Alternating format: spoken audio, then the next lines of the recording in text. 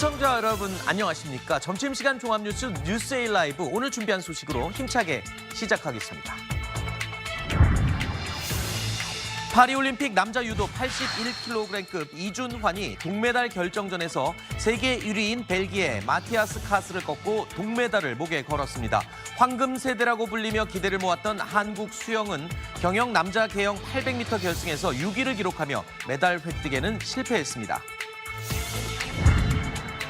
윤석열 대통령과 한동훈 국민의힘 대표가 어제 용산 대통령실에서 비공개 회동을 했습니다. 지난 24일 국민의힘 전당대회 직후 대통령실 만찬 이후 6일 만입니다.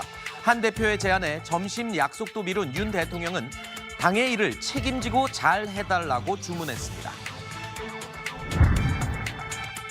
더불어민주당이 다음 달 14일 첫 검사 탄핵 청문회 개최를 추진하기로 했습니다. 탄핵 소추안을 발의한 검사 4명 가운데 김영철 북부지검 차장검사부터 하겠다고 밝혔는데 증인으로는 김건희 여사, 이원석 검찰총장 그리고 장시호 씨를 부를 예정입니다. 경북 봉화에서 발생한 농약 사건 수사가 답보 중인 가운데 사건 16일째인 어제 농약 음독 증상을 보이며 쓰러졌던 할머니 5명 가운데 1명이 숨졌습니다. 이번 사건 관련 첫 사망자로 확인이 됐는데 사건이 미궁으로 빠지는 것 아니냐는 우려에 경찰은 그럴 일은 없다고 밝혔습니다. 저는 잠시 후에 다시 찾아오겠습니다. 20년이 넘도록 이렇게 교분을 맺어온 한동훈 위원장을 언제든지 만날 것이고요. 재충전이 필요한 것 같아서 부담을 안 주고 기다리는 것이 맞지 않나요? 당연히 공정관계를 통상적으로 운영하기 위해서 대통령 찾아뵙고 자주 소통드릴 생각입니다.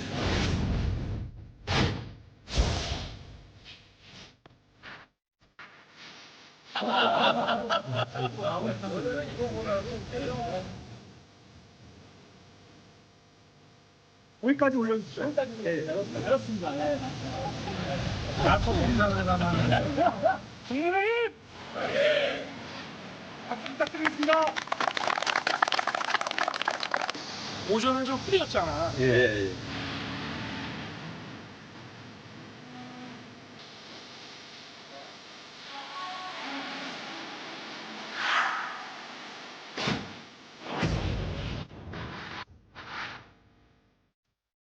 이번 정치권 이야기에는 강전의 국민의힘 법률자문위원도 함께 도움 말씀 주시겠습니다. 어서 오십시오. 영상으로 보셨습니다만 윤석열 대통령이 어제였습니다. 한동훈 국민의힘 대표와 비공개 회동을 열었습니다. 신임 지도부와의 만찬 회동을 한 지 6일 만인데요. 당시 만찬에서는 별도의 독대 시간이 있지는 않았죠. 지금 시점에 별도로 이렇게 만남이 이루어진 게 과연 어떤 의미를 담고 있을지 오늘 조간신문에 많은 해석들이 쏟아져 나오고 있습니다. 먼저 어떤 의미를 갖고 있는지 짧게 두 분 한마디씩 해주실까요? 가장 중요한 거는 지금 당면에 있는 당직 개편 문제라든지 네. 아니면 방통위 관련해서 인사청문회 문제, 현안들이 많잖아요. 지금 당정이 조율해야 할 긴급한 이슈들이 많기 때문에 일단 두 분이 모여서 일종의 전략회의를 한 것이 아닌가 예상이 되고요. 네. 또 그동안 좀 제기됐던 여러 가지 당정 갈등의 우려도 불식시키는 좋은 계기였다고 생각을 합니다. 당정 갈등의 이 이미지를 불식시키는 계기가 됐다고 평가를 하셨는데 야권에서는 어떻게 평가하시나요? 뭐 그 말이 맞을 수 있죠. 네. 지금 뭐 윤핵 갈등 자체가 뭐 이게 말로만 있었던 게 아니라 표면상으로 있었고요. 네. 당시에 이제 임명직 선대 비대위원장을 할 때 윤핵 갈등이 3차까지 있었어요. 그러면서 이게 윤석열 대통령과 한동훈 당시 위원장과 다시는 돌아올 수 없는 강을 건너는 거 아니냐라는 네. 것이었고 전당대회에서도 김건희 여사의 문자의 익심 논란부터 용산의 네. 개입설까지 한동훈 대표가 이 대표가 되는 것을 별로 탐탁지 않게 생각하는구나라고 봤을 때 결과적으로 한동훈 대표가 되고 나서 바로 급격하게 바로 회동을 하고 그다음에 며칠이 되지 않아서 뭐 독대라고 하기까지는 그렇습니다. 왜냐하면 비서실장이 정진석 비서실장이 같이 배석을 했기 때문에 독대는 아니더라도 최소한 이제 한동훈 대표를 같이 만나는 자리를 가졌다는 거. 네. 조금씩 두 대통령과 그 한동훈 대표 간에 좀 조금 어떤 그 굳어 있는 네. 그런 부분들을 좀 녹이려고 하는 시도가 있지 않냐라고 봤을 때는 그런 시도로서는 충분히 해석이 가능하다고 봅니다. 뭐 여야권의 평가를 들어보니까 온도차는 있지만 일단 뭐 갈등 봉합과 뭔가 좋은 쪽으로 흘러가는 분위기인 건 맞는 것 같습니다. 이번 만남을 통해서 논란이 됐던 또는 일각에서 주장하고 있는 이 유난 갈등을 봉합을 하고 또 당정이 하나로 되는 모습을 보일 수 있을지 관심이 쏠리고 있습니다. 오늘 저희 채널 A의 라디오 정치쇼 정치 시그널의 권성동 의원이 이런 평가를 했습니다. 들어보시죠. 당정 간의 화합을 위해서 예. 자주 만나서 대화를 나누고 의견을 교환하는 것은 참 바람직하다. 20여 년간 그런 신뢰관계가 있다가 총선 직전에 여러 가지 이유로 이렇게 좀 신뢰관계 금이 많이 갔잖아요. 네. 한동훈 대표 입장에서는 그런 신뢰관계를 복원하기 위해서 서로 이렇게 깊은 대화를 나누지 않았을까 추측을 합니다. 사람 마음이라는 것이 감정이 한번 상하면은 쉽게 회복이 잘 안 되잖아요. 예. 한 번의 만남으로는 부족할 것 같고 여러 차례의 그런 만남을 통해서 허심탄회한 그런 감정의 교환이 있어야 예. 그러한 문제가 극복이 되리라 이렇게 생각하고 있습니다.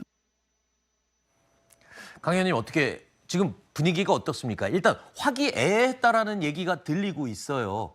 그렇죠. 지금 아무래도 윤석열 대통령과 한동훈 대표 간의 어떤 당정 화합 과정이 어떻게 보면은 앞으로의 국민의힘의 미래 그리고 3년 동안 남아있는 대통령의 임기 동안을 어떻게 나갈 것인가, 우리 국민들의 마음을 어떻게 얻을 것인가 굉장히 지금 중요한 시기인데요. 다행히 두 분께서 좀 물리적으로 화학적으로 많이 결합하는 모습들을 보여주고 계시는 것으로 보입니다. 지금 그 정책위 의장의 문제를 넘어서서 또 몇몇 지자체장들 같은 경우에는 최고위원회에 나오겠다라는 이야기까지 하고 있지 않습니까? 그런데 여기에 있어서 어제 대통령께서 이야기하신 내용 중에 당의 일은 당대표가 알아서 하는 것이다 이런 이야기가 있었다라고 지금 언론을 통해 보도가 되고 있는데요.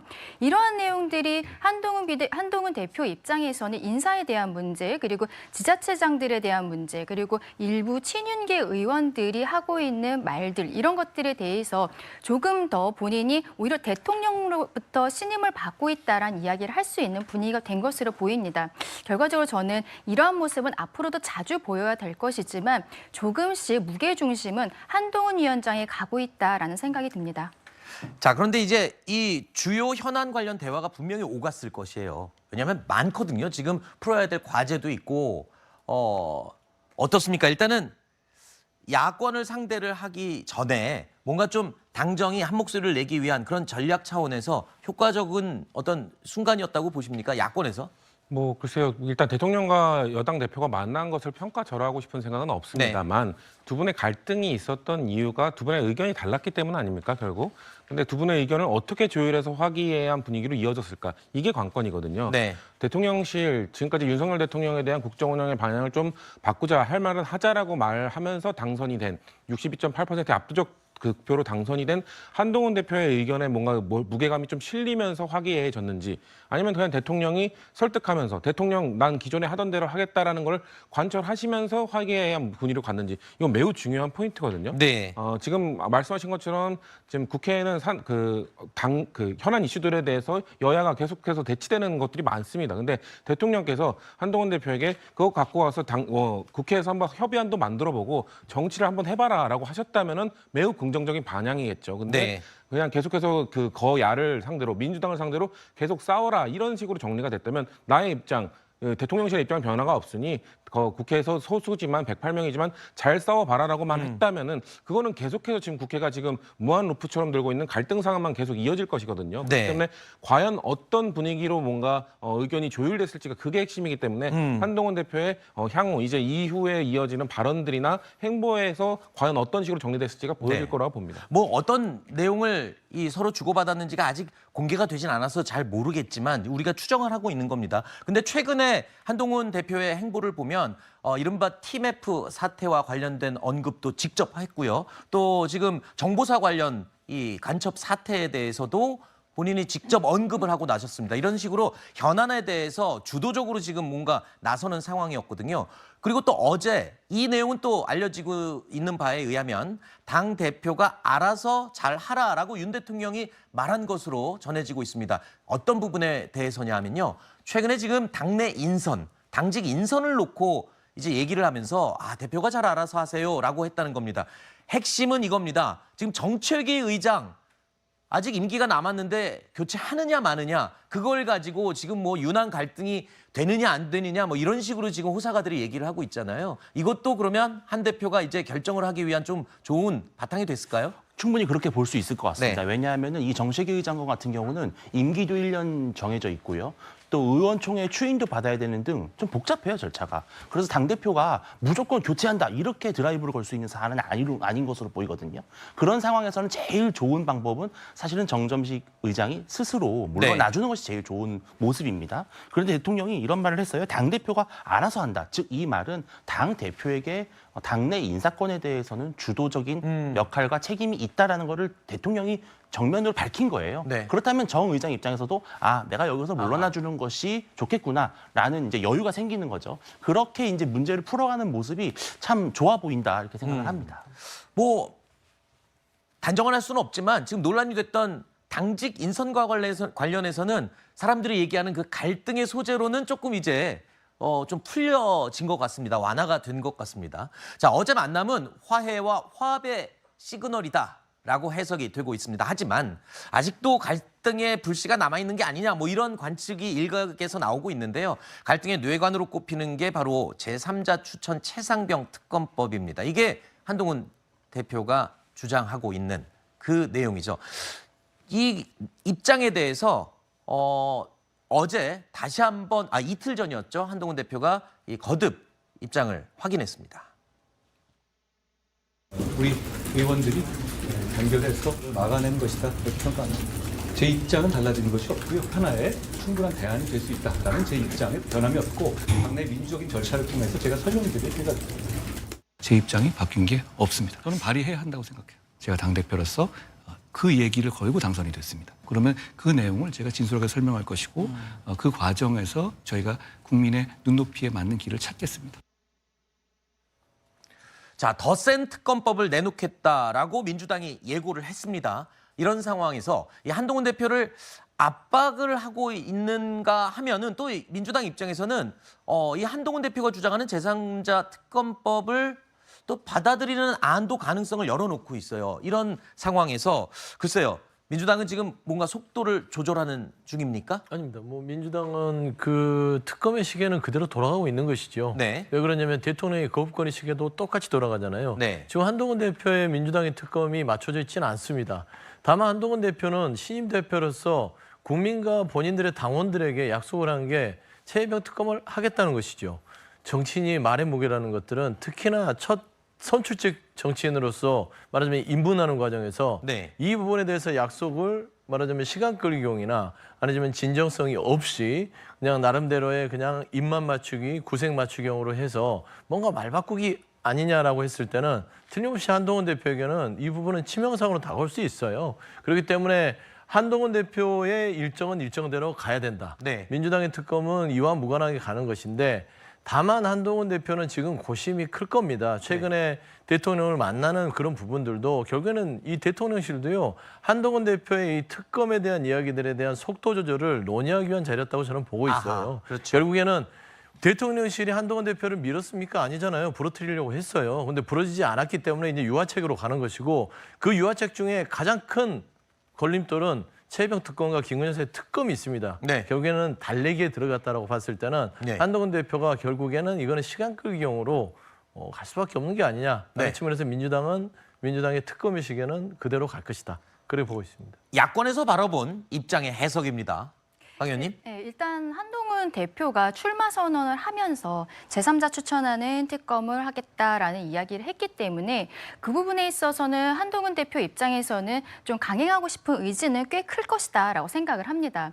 다만 지금까지 국민의힘에서 그렇게 진행을 하지 못했던 부분은 대통령께서 국민들 앞에 공수처 수사를 먼저 지켜보자라고 말씀하셨던 것이거든요. 네. 그렇다라면은 지금 현재 공수처 수사가 어디까지 되어가고 있는지 언제쯤 마무리되는지를 조금 먼저 확인한 이후에 여기에 대해서는 한동훈 대표가 어떤 발의를 한다거나 아니면 민주당에서 뭐 저런 형태의 법안이 왔을 때 어떻게 대응할 것인지 이런 것들을 논의하기 위해서는 당내에서의 원내대표와의 뭐 이야기도 있겠지만 그 이전에 사실상 대통령과의 독대를 통해서 여기에 대한 입장 정리를 해야 됩니다. 네. 저는 사실 그런 부분이 있어서 이번에 한동훈 대표 체제에 있어서 지도부에서 정책위 의장이 바로 그런 역할을 하는 거거든요. 당정 간의 협의 그리고 어떤 법률안 발의 과정에서의 협의 이런 것들을 정책위 의장이 하는 것이기 때문에 한동훈 대표 체제에서는 정책위 의장을 교체하는 것이 맞다라는 의견을 계속 말씀을 드렸었는데요.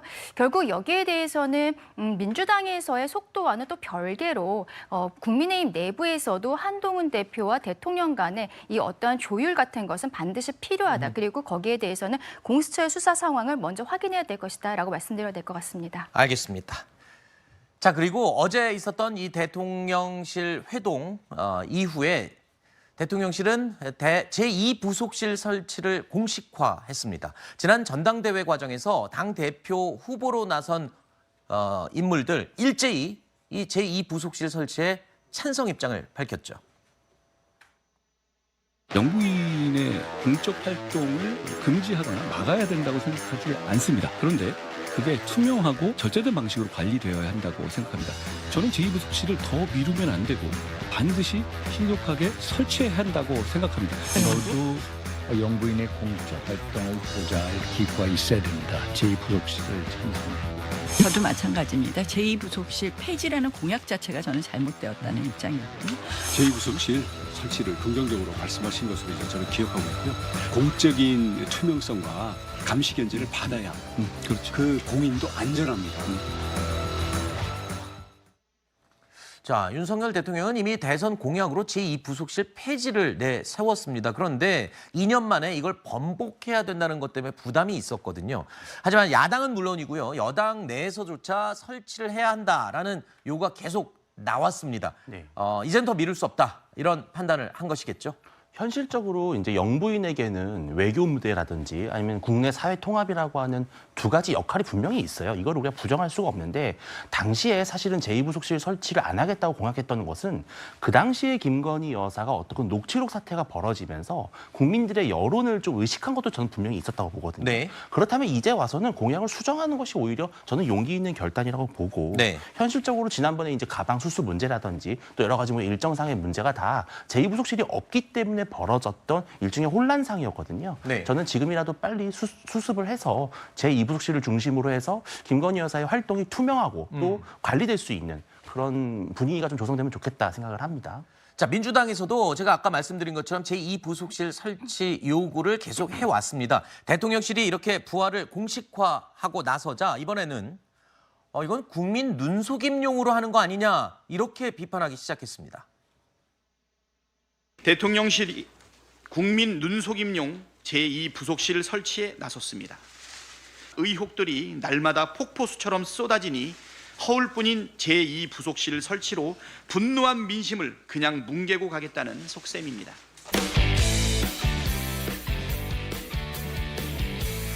TV조선 취재기자들이 전하는 뉴스의 중심 보도본부 한라인, 저는 신효섭입니다.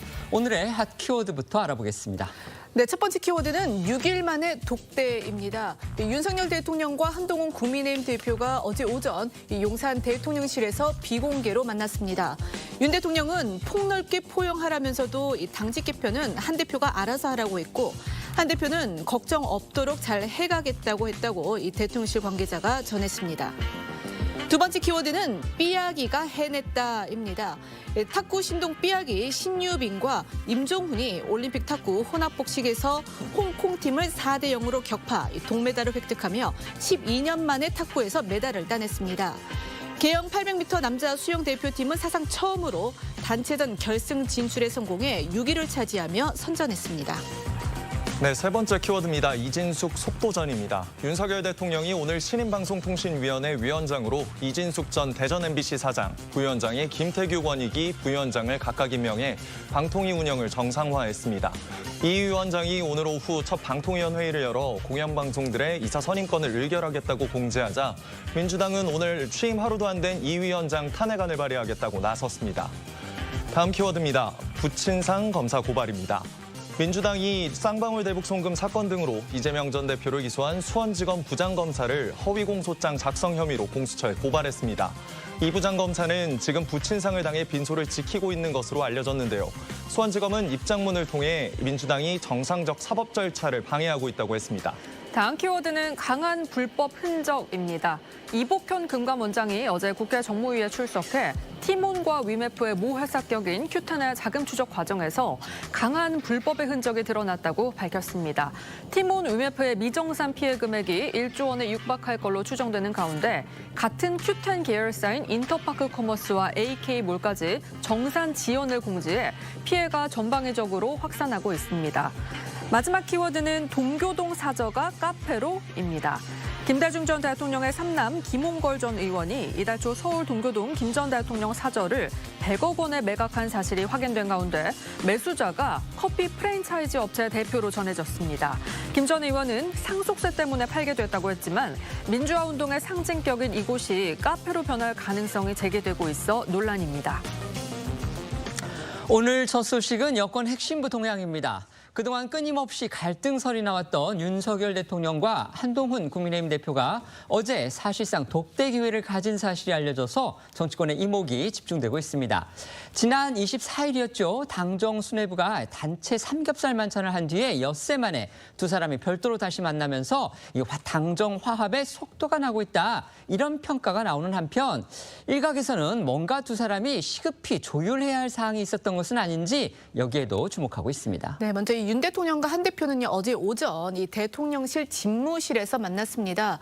이 두 사람의 만남을 조율한 것으로 알려진 정진석 대통령 비서실장만 배석을 하면서 이 사실상 독대가 이루어진 건데요.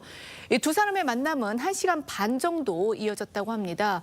각자 점심시간 약속이 있었는데 이를 미뤄가면서 시종일관 화기애애한 분위기 속에서 대화를 나눈 것으로 알려졌습니다.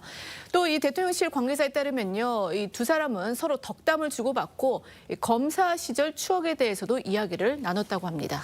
여권에선 대통령과 당대표의 독대가 이뤄졌을 경우에 이제 사실관계 정도만 확인해 줄 뿐이고요. 대화 내용은 통상적으로 잘 소개하질 않아왔습니다. 그런데 오늘은 대통령실 관계자가 이 핵심 요약 수준이긴 해도 두 사람의 대화 내용까지 공개한 거 이게 또 눈길을 끌었습니다. 양측의 전언을 종합해 보면요, 두 사람은 특히 당정 화합의 중요성에 강한 공감대를 형성했다고 하는데요. 무엇보다 현재 여권의 핵심 쟁점 현안이죠. 정점식 당 정책위 의장의 유임 여부 등 당직 인선에 대한 대화도 테이블에 올랐을지 여기에 관심이 집중됐습니다. 네, 대통령실 관계자는 윤 대통령이 한 대표에게 애정 어린 조언을 많이 했다고 전했는데요. 당대표가 됐으니 당내 사람들을 폭넓게 포용해 자기 사람을 만드는 것이 중요하다며 조직 취향점을 보완해 잘 발전시켜 나갔으면 좋겠다는 말을 전했다고 하고요. 한 대표 또한 걱정 없이 잘 해내겠다고 화답했다고 합니다. 관심이 모아졌던 당직 인선과 관련해선 윤 대통령, 당대표가 알아서 하고 인선이 마무리되면 관저로 초청해 만찬을 함께 하자는 정도로만 언급하고 구체적인 사안까지는 논의하지 않았다고 대통령실 측근은 전했습니다. 박정하 당대표 비서실장 역시 윤 대통령이 한 대표에게 당의 일은 당대표가 책임지고 잘하면 되는 것이다. 그 과정에서 여러 의견을 잘 경청하라고 조언했다고 밝혔고요. 윤 대통령과 한 대표의 회동이 당직 인선에 영향을 미치냐는 질문에도 선을 그으며 윤 대통령이 사실상 한 대표에게 힘을 실어줬다는 취지로 설명했습니다. 또 대통령실 관계자나 박정하 비서실장의 말을 종합해보면 윤 대통령과 한 대표 어제 대화에서 당정 간 만남 정례화에 대해서는 상세히 논의하진 않았지만 앞으로 당정 간 만남을 자주 갖는 쪽으로 공감대를 형성한 것으로 보입니다. 그런데 윤 대통령의 말이요, 이 포용을 하되 당직 인선은 대표가 알아서 하라 이런 것이어서 과연 포용과 대표의 재량 가운데서 어느 쪽에 무게가 실려 있는 건지 이게 궁금하긴 합니다. 대통령을 직접 만난 한 대표가 대통령의 속뜻을 어떻게 파악하고 있을지 앞으로 내릴 결정을 보면 알 수 있을 텐데요. 자, 지금 한 대표 주변의 분위기는 어떤지 소개해 주시죠. 네, 한동훈 대표가 그동안 정정식 정책위 의장 거취 등 당직 인선과 관련해 밝힌 입장은 오로지 선민우사를 기준으로 하겠다. 다양한 의견을 듣고 숙고하겠다. 이 정도인데요. 먼저 한동훈 대표의 목소리 들어보겠습니다. 인사 과정에서 여러 가지 의견이 나오는 건 자연스러운 겁니다. 각각의 입장과 얘기들 할 수 있는 거예요. 그 과정들을 무조건 스킵하고 무조건 제 뜻대로 가야 된다? 그거는 지금 우리 당심이 민심이 원하는 바가 아니라고 생각해요. 정책 위장을 바꿀지 뭐 그대로 갈지도 아직 정해진 경우. 제가 여러 가지 숙고하고 있습니다. 네, 이렇게 한 대표는요, 지극히 원론적 입장만 밝히고 숙고에 들어간 상황인데요. 당내에서는 친한계와 친윤계를 중심으로 정점식 의장이 자진 사퇴해야 한다라는 의견과 1년 임기를 보장해야 한다라는 의견이 충돌하면서 물밑 신경전 과열되는 분위기고요. 최근 한 대표 측근으로 꼽히는 친한계 인사들이 일제히 정점식 의장 교체를 촉구하는 목소리를 내면서 일각에서는 이런 친한계 측 목소리에 한 대표 의중이 반영된 거 아니냐 이런 해석 도 나오고 있습니다. 특히 일부 친한계 인사가 정점식 의장이 자진 사퇴하지 않고 있는 배경에 친윤계, 나아가서 대통령실의 입김이 개입된 거 아니냐 이런 의심까지 제기했습니다. 네, 예를 들어서 이제 박정하 당대표 비서실장의 경우는 어제 한 라디오 인터뷰에서 이 어디선가 의결권에 대한 결정적 헤게모니를 노리는 것 같다 이렇게 주장을 했고요. 또 이 전당대회에서 한동훈 대표의 최고위원 러닝메이트로 나섰던 박정훈 의원은요. 용산 대통령실의 뜻이 있었던 건 아닌지 의심된다고 했습니다. 이 두 사람 목소리 이어서 들어보시겠습니다.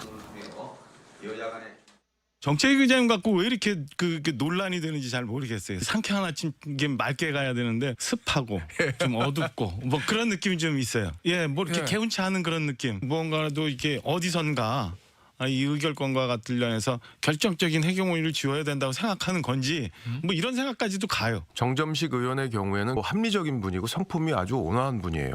근데도 불구하고 안 나가겠다? 임기가 1년이니까. 근데 혼자 생각일까? 이런 생각도 듭니다. 뭐 용산에서 야 절대 물러나지 마. 이런 미션이 있었던 건지 이 문제를 합리적으로 풀지 않으면 앞으로 당정 간의 갈등 요인이 될 수가 있어요.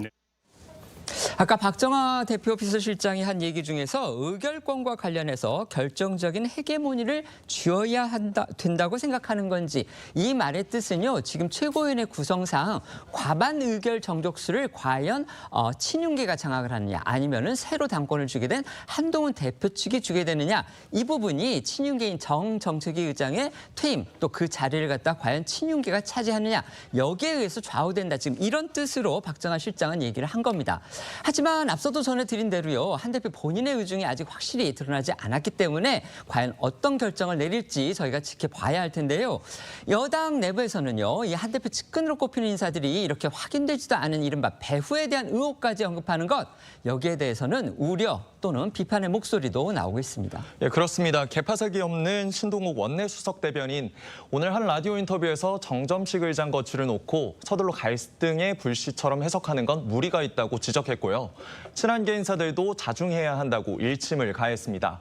또 전당대회에 한 대표 러닝메이트로 출마하면서 역시 친한계로 꼽히고 있는 장동혁 수석 최고위원은 저희 TV조선 유튜브 방송에 출연해 정정식 의장 거취는 물 흐르듯 자연스럽게 결정될 일이라며 이 문제가 개파 갈등으로 비화하는 걸 경계했습니다. 두 사람 목소리도 들어보겠습니다. 이걸 너무 서둘러 갈등의 불씨처럼 해석하는 것은 무리가 있다. 저는 뭐 해석은 하지 않겠습니다. 이걸 분란을 키워놓으면 그 절차를 넘어서기가 어려울 수도 있다. 말하자면 지금 이제 친한계 의원들도 목소리 다 내고 있는데 이거 이슈 더 키워놓으면 의원총회 추인 받는 그 과정, 그 산을 넘기 어려울 수도 있을 거라는 조언이세요. 그렇기 때문에 조금 대표가 직접 말씀하시는 건 뭐 할 수 있다고 보는데 조금 자중하시는 것이 맞다. 이 문제에 대해서는. 전당대회 과정이야 서로 경쟁하는 과정이기 때문에 당원들도 어느 정도 뭐 그런 부분에 대해서 용인하셨을지 모르겠지만 이제 우리끼리 뭐 누구다 누구 편이다 이렇게 나눠서 싸우는 거에 대해서 당원들께서 절대 용서하지 않으리라고 생각하거든요. 지금 정책위장의 진퇴를 놓고도 그런 해석을 낳고 있는 것이 좀 안타깝긴 합니다. 다양한 분들의 의견을 듣고 물을 흘러가듯이 자연스럽게 인선이 이루어지는 게 저는 맞다고 보여지거든요.